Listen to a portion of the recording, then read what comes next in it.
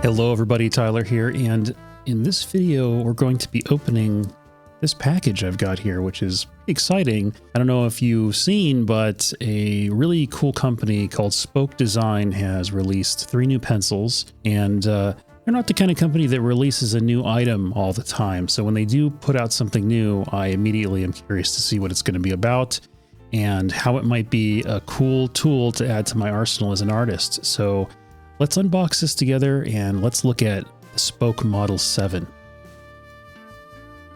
So as you can tell, I haven't even opened this yet, so all I've seen are images on their website, and you'll be getting some immediate first reactions to me looking at this pencil, which is cool. So let's crack into this thing. Feels like early Christmas over here. Here we go.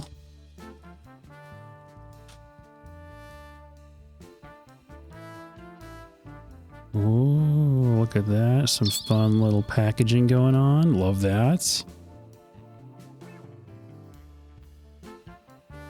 Don't remember if the last time I bought from Spoke had this cool tube. It looks like it has maybe had a fresh design pass. Looks very nice. Very sturdy. Very rigid. Has kind of like a poster tube quality to it, which I really like. Now let's see, can we just slide this open?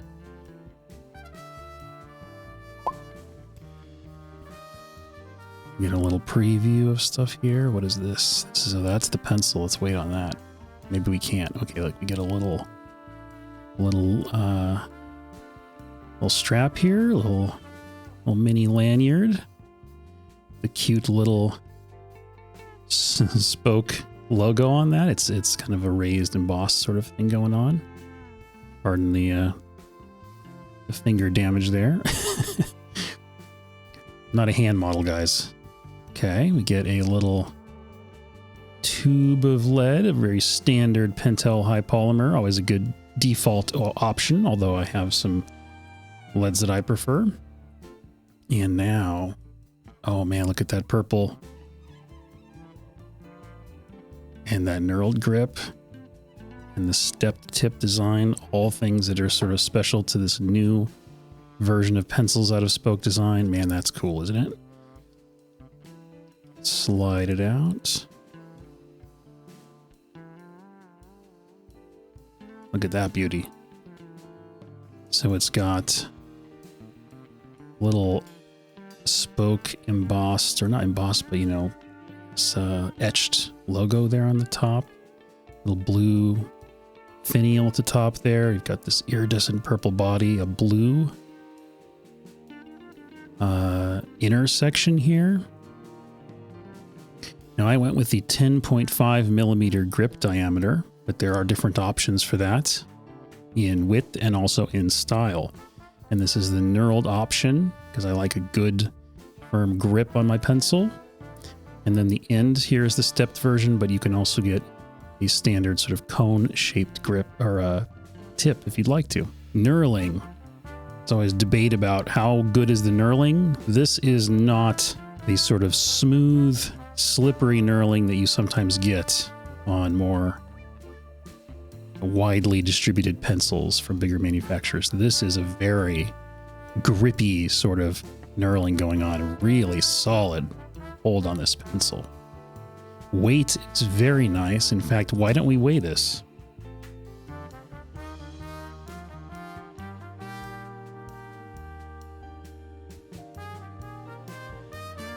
.3 grams. And I thought ahead of time, and I thought, well, let's bring in some friends here from the past and do a little comparison.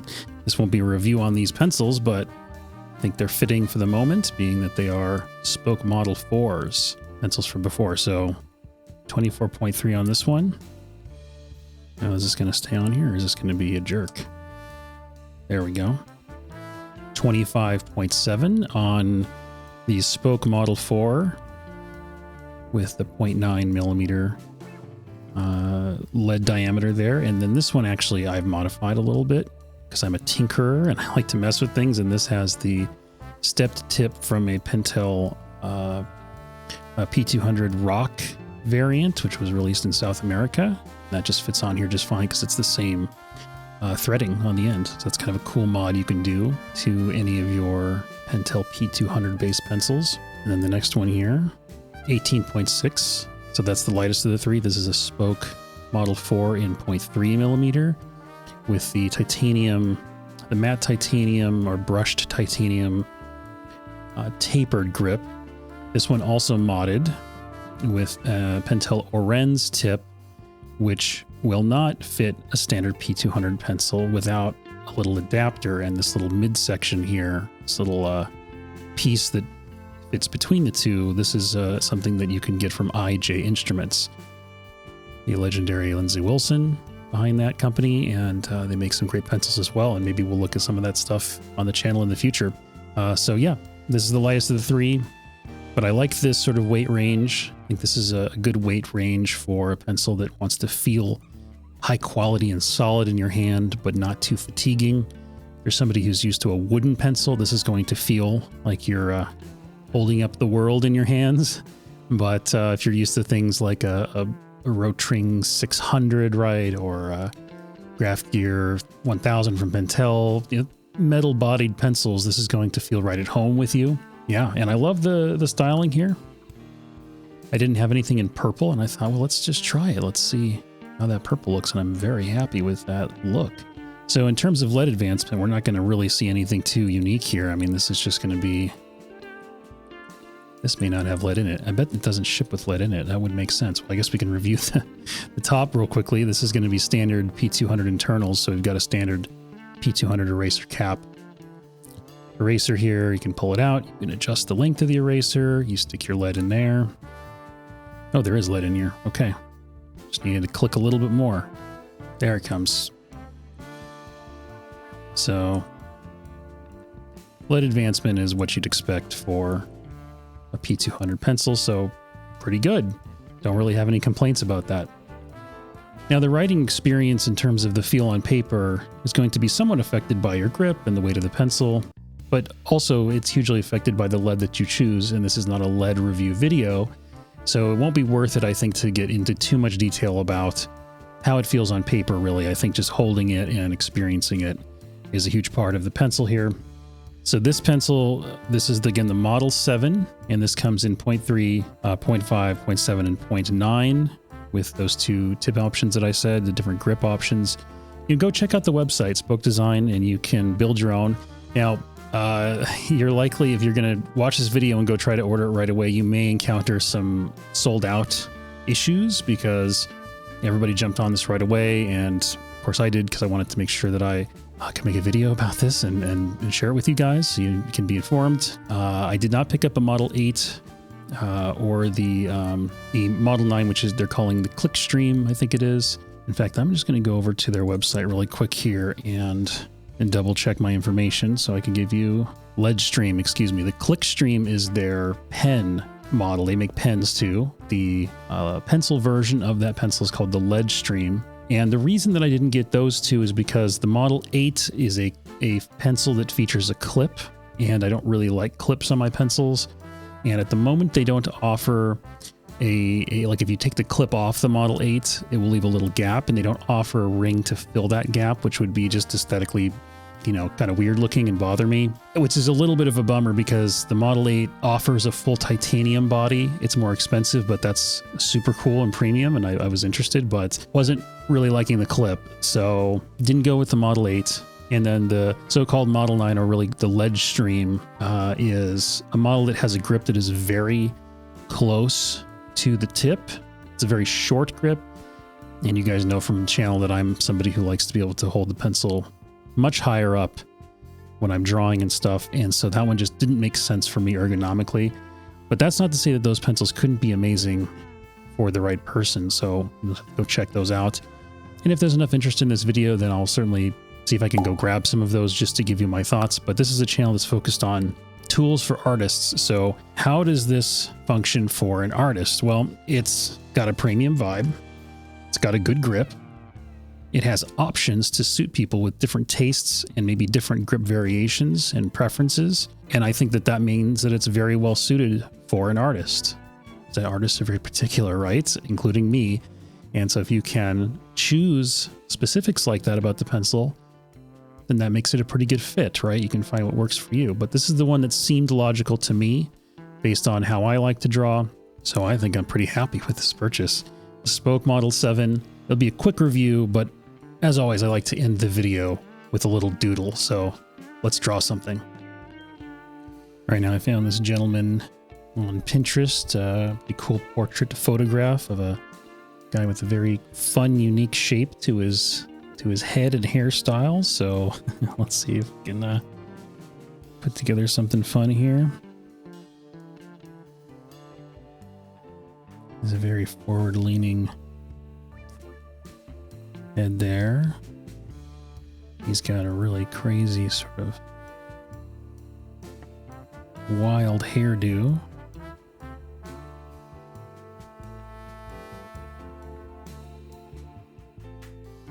An older gentleman, so you can see his ear is going to be pretty prominent in size there. We'll find his brow line. What you'll notice is that as I do this, I always think about some of the big shapes first, right? I'm not getting in there and doing like the eyelashes is the first thing. I mean, you guys are artists, you'll know that, right? You go big stuff first and then worry about the details.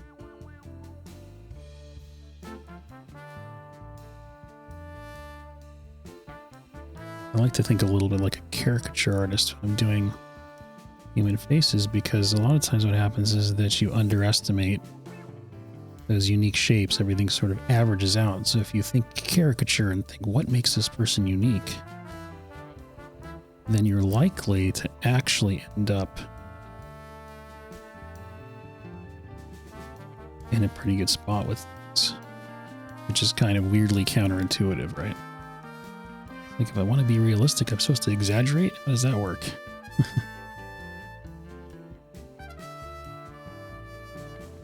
Okay, good. You guys can see that. I didn't even look up at the camera to make sure you could see. I think we're in a pretty good spot. Now we can start to add that eye. And, think about the eye as a ball sitting in a socket, right? Don't start getting all 2D in terms of your interpretation here. And it ends up being 2D, but you want to think in 3D, right? Always envision the volumes. And we have definitely some indication of his cheekbone there. Got that nasal fold coming down. A little bit of the fold at the corner of the mouth that would basically come down here and form sort of like a jowl shape. Maybe a little indication of some of the mouth musculature underneath the lip there. And what I like to do is just put a little dot in for the pupil first to know if I'm going to get the direction of the eyes looking the way I want or not. There's no reason to overcomplicate the details of the eyes, right? We can just go with a dot, and that's enough to know, is this guy going to look cross-eyed? Is he going to look weird? And if that looks fine, then we can come in and then we can start adding things like the iris and little highlights. Maybe we add a little bit of shading to make it a bit darker.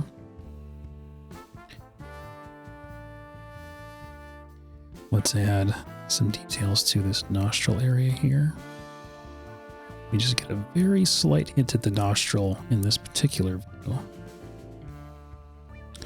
And we do not want to neglect the neck. The neck is something else that can give a character a very unique feel.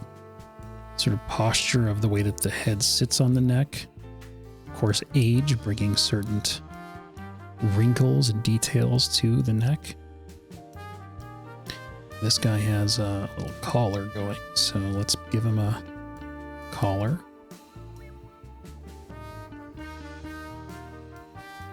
And if you're doing these little like head studies and you're never sure where am I supposed to end this, it doesn't really matter, but sometimes it can be helpful to just think about it like a a bust you'd see at a museum, like a statue, right? Where it's just like a little fun little V-shaped base there. If you're somebody who doesn't like things to be open-ended, that can be a nice way to sort of resolve the drawing.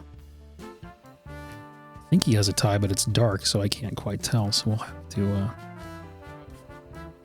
we'll have to just assume there's something there. Now the hairline is equally important to person's vibe. This guy's got a pretty severe widow's peak, so let's make sure we get that hairline receding properly.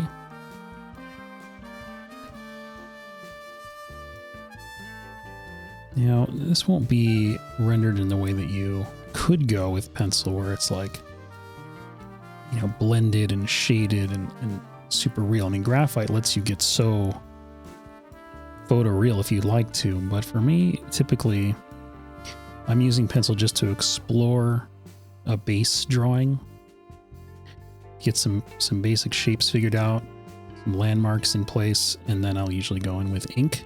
So what you're seeing here is kind of like what I would do to just give myself a foundation that I could go in and bring some ink to this afterward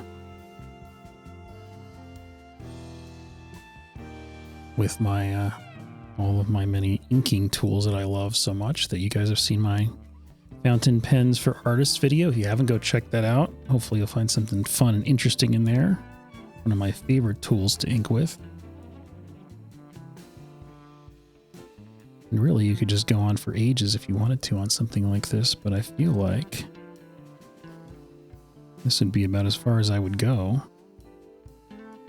Or I might take this to another stage. Let's hairline in a little bit there. And indicate maybe a little bit of shape there.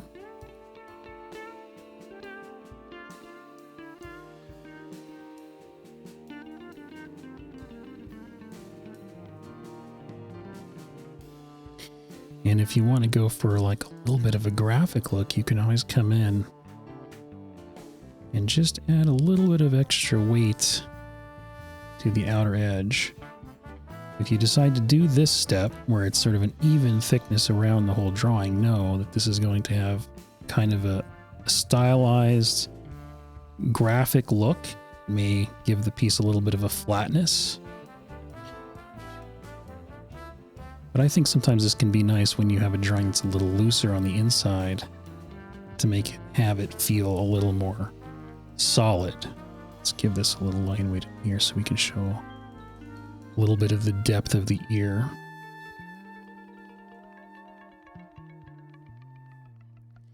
And maybe a little bit of extra weight there for that connection. And maybe a little bit of shading here where that eye socket kind of dips in.